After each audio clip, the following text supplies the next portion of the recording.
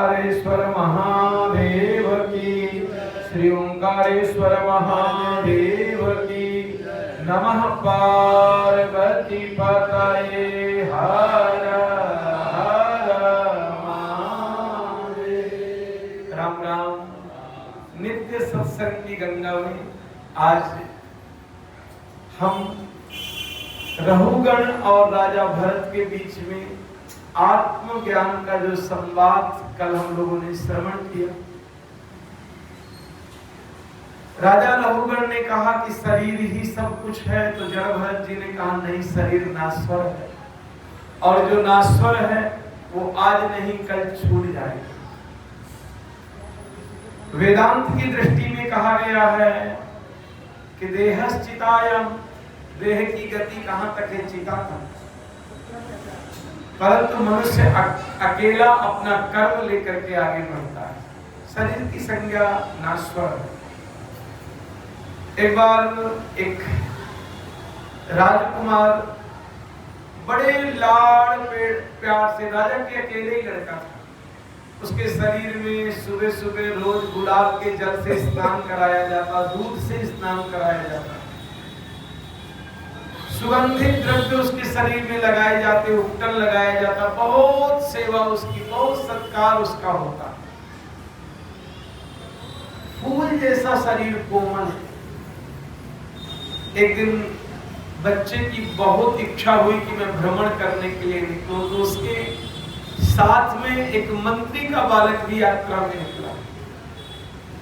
सरोवर के किनारे किनारे यात्रा कर ही रहे थे तो अचानक देखा कि एक चीता जल रही है और उस चिता में के आसपास बहुत लोग खड़े हैं। तो राजकुमार ने मुस्कुरा करके मंत्री के बेटे से कहा कि मित्र, इतनी कौन सी बड़ी चीज है जिसको भूंजने के लिए 50 लोग खड़े हुए हैं? तो मुस्कुरा करके राजकुमार ने कहा कि मंत्री के बालक ने कहा कि राजकुमार, शायद आपको भ्रम है, ये किसी को नहीं भूंज रहे हैं। एक व्यक्ति मरा है और मरने के बाद उसको जला रहे हैं। तो राजकुमार ने कहा कि जो लोग बदसूरत होंगे उनको जलाया जाता होगा, मैं तो बहुत खूबसूरत हूँ। तो मुस्कुरा करके मंत्री के बेटे ने कहा, ना महाराज, आप भ्रांति में। खूबसूरत और बदसूरत तो मुझे नहीं पता वो क्या रहा होगा, पर जलने के लिए चिता में सबको लेटना पड़ेगा, आपको भी और मुझे भी, सबको लेटना पड़ेगा। थोड़ा राजकुमार को एक आघात लगा, शौक लगा, ऐसा तो संभव नहीं है, उसकी स्किन अच्छी नहीं रही होगी। मंत्री का बालक बहुत प्रबुद्ध था, उसने बगल में ही सड़ी हुई स्किन पड़ी थी, दिखाया, बोला मरने के बाद ऐसे हो जाएगा। रही चेहरे की बात और खूबसूरती की, तो देखिए ना, ये मनुष्य के मरे हुए व्यक्ति की खोपड़ी है, चेहरे का ढांचा है, ये सब मरने के बाद ऐसे ही ढांचा हो जाता है। बहुत गहरा शोक उस राजकुमार को लगा और महल में गया। अब वो किसी से कोई बात नहीं करता, मात्र पूरे दिन रोता रहता है।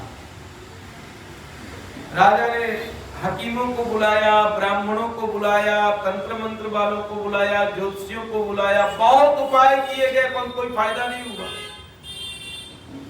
एक दिन एक महात्मा निकल के जा रहे थे। उस महात्मा ने राजकुमार से शरीर की मीमांसा की और बोला कि ये शरीर कुछ नहीं है, देहेस्तिमान सरुधिरे भिवतिम त्यजत्वम, ये शरीर मांस का, मलमूत्र का और हड्डियों का एक ढांचा है, कुछ भी नहीं है। इसको प्रकाशित करने वाला परमात्मा का परम अंश आत्मा है, और आत्मा न कभी मरता है, न कभी जन्म लेता है, न उसका कोई लय होता है, वो सदैव रहता है। और क्योंकि भगवान का अंश होने की वजह से उसका कोई बनता बिगड़ता नहीं है। ये तो बीच में दृश्यमान दिखाई पड़ रहा है कि मैं शरीर हूँ, शरीर से हमारा कोई संबंध, शरीर पहले भी नहीं था, हम थे, शरीर बीच में भी नहीं रहेगा, हम रहेंगे, शरीर अंत में भी नहीं रहेगा, हम रहेंगे। राजकुमार को जैसे आत्मज्ञान हुआ, राजकुमार नॉर्मल होकर के सब क्रियाएं करने लगा। तो ये राजकुमार कोई दूसरा नहीं है, हम ही राजकुमार हैं। हर आदमी सोचता है कि मुझको मरना नहीं है, दूसरे मर रहे हैं, वो मरने दो, मैं तो जिंदा ही रहूंगा। हमें लगता है कि पाउडर क्रीम लगा के लिपस्टिक लगा के चश्मा लगा के आप बड़ा स्मार्ट लग रहे हैं। साहब ये सब बदसूरत और खूबसूरत कुछ नहीं रहने वाला। माटी का खिलौना माटी में कुछ नहीं है।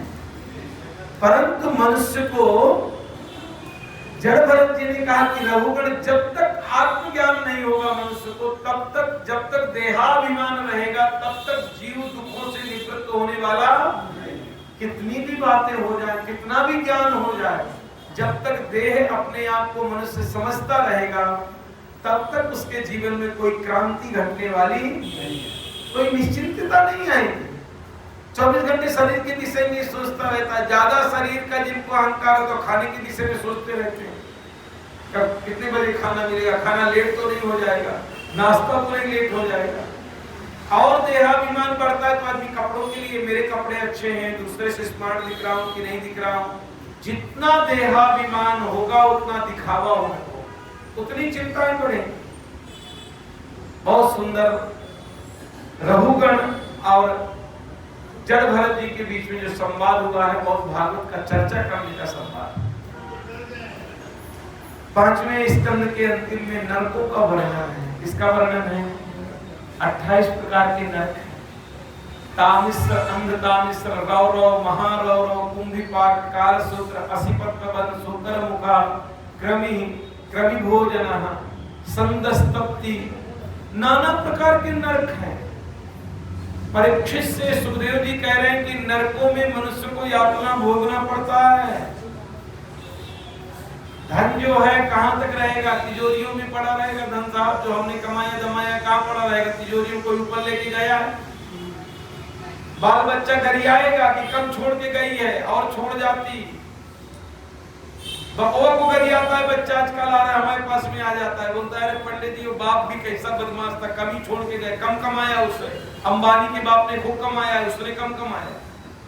तुम्हारे पैसे से किसी की तृप्ति होने वाली, कितना भी छोड़ के जाओ, कोई कुछ ऐसा नहीं मानने वाला है। बच्चों के लिए जोड़ रहे हैं, बच्चों के लिए क्या है, महंगाई बढ़ रही है।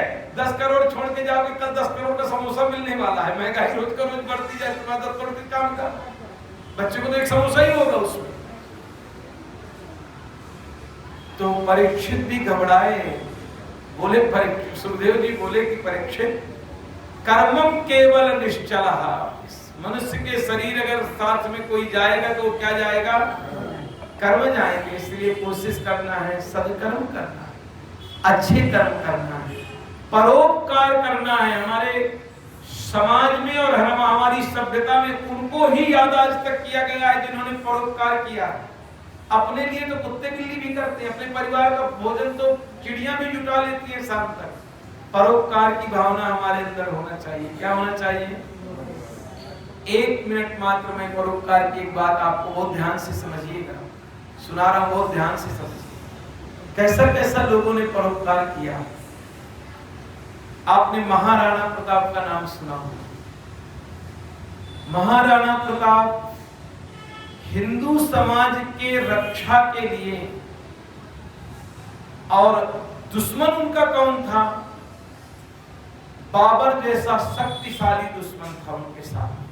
पूरा इस्लाम महाराणा प्रताप के पीछे पड़ा था। हिंदुओं की सबसे, आज हिंदू हम जो थोड़े से बचे हैं ना, उसका मूल कारण है महाराणा प्रताप, छत्रपति शिवाजी महाराज। ये महान कारण है साहब। महाराणा प्रताप अपना सब कुछ दांव में लगा करके जंगलों में इस्लामिक सैनिकों के लिए आक्रमण करने के लिए घर मकान सब छोड़ करके भगे। पत्नी है, साथ में राजकुमार है और एक राजकुमारी है, बेटी बेटा पत्नी और थोड़े से सैनिक। कभी जंगलों में छिप जाते हैं, कभी नालों में छिप जाते हैं, कई कई रात नालियों में पड़े रहते हैं, कई कई दिन बिहाड़ पहाड़ों के ऊपर छिपे रहते हैं। भोजन तो मानो उनके लिए स्वप्न बन गया था। कभी भोजन मिलता है, कभी नहीं मिलता है। घास के दाने की रोटी पका करके खाया है उन्होंने, वो भी मिली है नहीं मिली। 7 दिन से कुछ भी नहीं मिला था। महाराणा प्रताप की पत्नी ने बड़े मुश्किल से एक रोटी तैयार की। राजकुमार बहुत रो रहा था, भूख की जिद कर रहा था। आधी रोटी राजकुमार को दिया और आधी अपनी बेटी को दे दिया, राजकुमारी। राजकुमार ने तो तुरंत रोटी खा लिया, 7 दिन से नहीं खाया था बच्चे। राजकुमारी मन में विचार करने लगी कि थोड़ी देर के बाद भाई फिर भूख भूख चिल्लाएगा, इसलिए आधी रोटी उसने पत्थर के नीचे ढक करके रख दी। छोटा भाई है, वो भी छोटी ही है, बड़ी नहीं है, और समझदारी इतनी है कि भाई रोएगा थोड़ी देर के बाद। आधी रोटी छिपा करके पत्थर के नीचे लगी।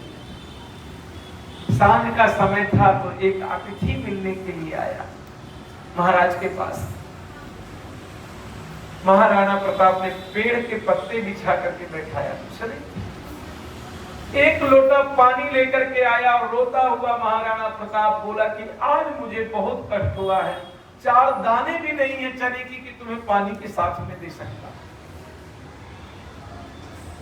बहुत वीर थे महाराणा प्रताप, पर अतिथि के प्रति उनका भाव देखने जैसा, आंखों से आंसू निकल पड़े कि आज मेरे पास 4 दाने हैं, चने के देते, कम से कम पानी के साथ कुछ तो दे देता। बेटी तुरंत हाथ पकड़ लेती है पिताजी का, बोले पिताजी चिंता, आधी रोटी में नहीं रखा, और वो आधी रोटी एक पत्ते में रख करके वो राजकुमारी जाती है और अतिथि को देती है। हाथ जोड़ के कहती है कि अंकल हमारे पास आज इतना है, आप ले लीजिए। उस अतिथि ने वो आधी रोटी खाई, पानी पिया और चल दिया। कुछ मिनट बाद उस राजकुमारी को ऐसा चक्कर आया, मूर्छाई की जमीन पे गिर गई और वहीं पर उसने अपनी सांसें को, रोटी नहीं दी, अपना जीवन दे दिया सबका। इतने परोपकारी लोग हमारे बीच में, उनकी कथाएं सुनकर उनसे प्रेरणा लेके हम क्या परोपकार कर सकते हैं, थोड़ा ध्यान रखना जरूरी। आज उनको इतिहास याद कर रहा है, हम जैसे लोगों को इतिहास क्या याद करेगा। भूखे को रोटी खिला के तैयार है, अपने बच्चा, अपनी बीवी, अपना घर, अपना व्यापार पालने में इतने अंधे हो गए कि हम अपने में लगे हुए, दूसरों को एक टुकड़ा देने के लिए तैयार नहीं। क्या इतिहास याद करेगा?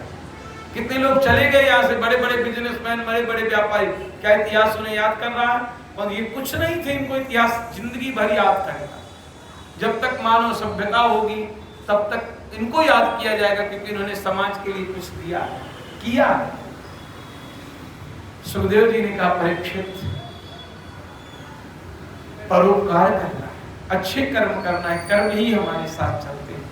परीक्षित घबराया, उसने बोला कि उपाय क्या है कि जो हमने कर्म किया है उनको निवृत्ति के लिए। तो कल हम लोग अजामिल उपाख्यान श्रवण करेंगे। कार्तिक का महीना चल रहा है, इसमें भगवान का सत्संग जरूर, 6 काम कार्तिक में करना चाहिए। पहला कर्म करना चाहिए कि सूर्योदय के 1 घंटा पहले स्नान। कार्तिक में स्नान का महत्व बहुत है मेरी बहनों माताओं। हमें याद है कि हम गांव में हमारे कार्तिक के महीने में हमारी माता जी लोग, हमारी मौसी, हमारी चाची, चाचियां 4 बजे सुबह कुआं में नहाने जाती है। ब्रह्म मुहूर्त में कार्तिक में स्नान करो। घड़ी नहीं थी, माता जी बता रही कि वो जो सुखवा दिखता था उसको देख करके 4 बजे स्नान करें, ब्रह्म मुहूर्त में कार्तिक में स्नान। दूसरे नंबर में भूलो मत, कार्तिक में तुलसी सेवा बहुत जरूरी है। चौथे नंबर में भगवान का जप जितना हो सके कार्तिक में उतना करना। रोज इतना जितना जप करोगे कार्तिक में 1 लाख गुना ज्यादा फल है। भगवान का नाम जप करो। चौथा, कार्तिक में जितना हो सके उतना दान करो। कार्तिक का दान बहुत बहुत फलदायी है, बहुत फलदायी। रोज नित्य एक चीज का दान करो। जिसके पास पैसा ना हो तो भगवान के नाम का जप करो, दान करो, कुछ पुण्य करो कार्तिक में। 5वां काम कार्तिक में कोशिश करना है, जितना हो सके आपसे, जितना ज्यादा हो जाए दीप दान करो। रोज दीप दान करो। कार्तिक में दीप दान का महत्व बहुत है, बहुत महत्व है। रोज शाम के आकर के यहाँ मंदिर में दीपक लगाओ। कार्तिक में दीपदान का महत्व बहुत है। 6वां काम, कुछ में कुछ सुबह से शाम तक कोई में कोई परोपकार करो, कोई अच्छा काम करो। तो ये 6 काम कार्तिक में हमें करने हैं। तो नित्य सत्संग करेंगे। कल है थोड़ा सा गुरुवार, पर कल भी सत्संग करेंगे। इस कार्तिक के पूरे महीने में हम लोग सत्संग करेंगे। क्या करेंगे? सत्संग करेंगे। कोशिश करेंगे इस महीने में भागवत जी पूरी हो जाए।